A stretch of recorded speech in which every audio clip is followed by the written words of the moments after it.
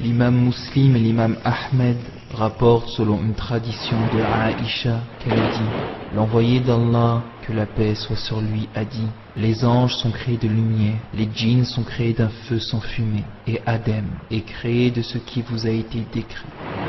Les différentes sortes de djinns. Suivant Abu Talab al-Kushani, il a dit: l'envoyé d'Allah, que la paix soit sur lui, a dit: les djinns sont de trois sortes. Il y a ceux qui ont des ailes par lesquelles ils volent dans le ciel, et il y a ceux qui sont des serpents et des chiens, et il y en a qui s'installent dans un endroit, ils séjournent une certaine période, puis s'en vont vers un autre endroit. Les endroits où habitent les djinns. Les djinns préfèrent dans leur majorité les endroits que ne fréquentent pas les humains, comme le désert. Certains d'entre eux habitent les endroits où on jette les ordures, d'autres cohabitent avec les humains. C'est pour cela que l'envoyé de Dieu avait l'habitude de partir loin dans le désert pour les appeler à Dieu, leur réciter le Coran et leur apprendre tout ce qui concerne la religion. Les djinns habitent également dans les endroits où on se retire pour faire nos besoins naturels. Il a été rapporté selon Zayd ibn Akram: l'envoyé d'Allah, que la paix soit sur lui, a dit: ces lieux de retrait sont habités. Quand l'un de vous s'apprête à entrer, qu'il dise: Seigneur Allah, je te demande de me protéger de toute impureté, et des êtres impurs et vils qui sont les diables, Khaba'ith. Ce sont spécialement les mécréants parmi les djinns qui préfèrent les endroits impurs et sales. Les mécréants parmi les djinns répugnent les bonnes odeurs du musc. Quant aux djinns musulmans, ils les aiment comme nous, musulmans, l'aimons. Les djinns habitent également les enclos des chameaux. Il a été rapporté dans certains livres de tradition, notamment le Sahih de Muslim, que ce sont les demeures des démons. Qu'est-ce que les djinns mangent et boivent? Il existe des hadiths authentiques qui montrent clairement que les djinns mangent et boivent.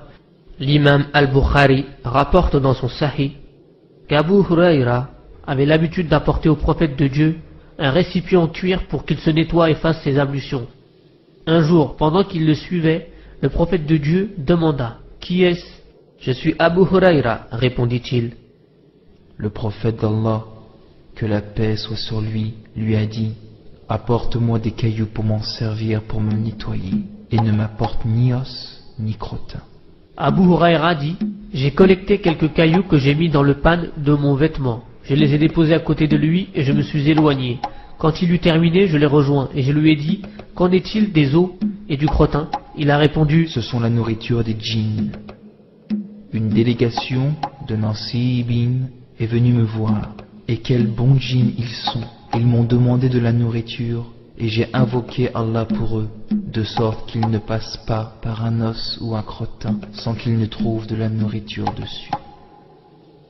Muslim rapporte selon une tradition de Abdallah ibn Omar, que l'envoyé d'Allah, que la paix soit sur lui, a dit: quand l'un de vous mange, qu'il se serve de la main droite.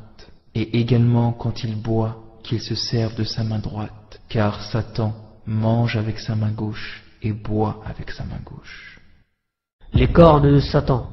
Voici la preuve que Satan possède des cornes. L'envoyé d'Allah, que la paix soit sur lui, a dit: le soleil se lève entre les deux cornes de Satan et se couche entre ces deux cornes.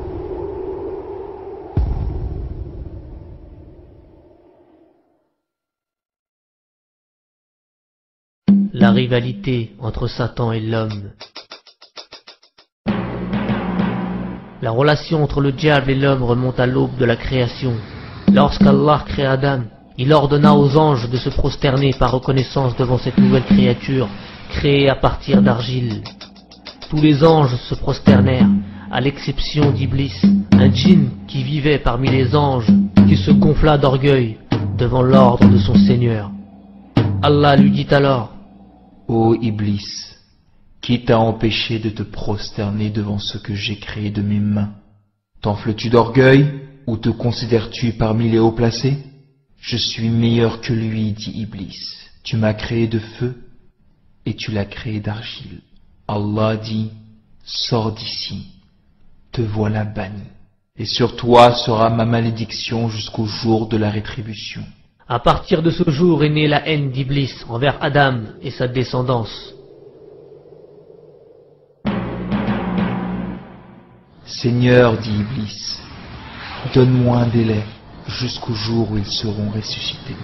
Allah dit, tu es de ceux à qui un délai est accordé, jusqu'au jour de l'instant bien connu. Par ta puissance, dit Satan, je les égarerai assurément tous, sauf tes serviteurs élus parmi eux. Saïd Qutb, qu'Allah lui fasse miséricorde, auteur du tafsir du Coran, à l'ombre du Coran, a dit: il a demandé le délai jusqu'au jour de la résurrection, non pas pour regretter le péché qu'il a commis en présence du Créateur sublime, ni pour se repentir envers Allah, revenir à lui et expier son énorme péché, mais pour se venger d'Adam et de sa descendance, pour leur faire payer la malédiction d'Allah sur lui et son expulsion, car il a lié cette malédiction à Adam au lieu de la lier à sa désobéissance à Allah.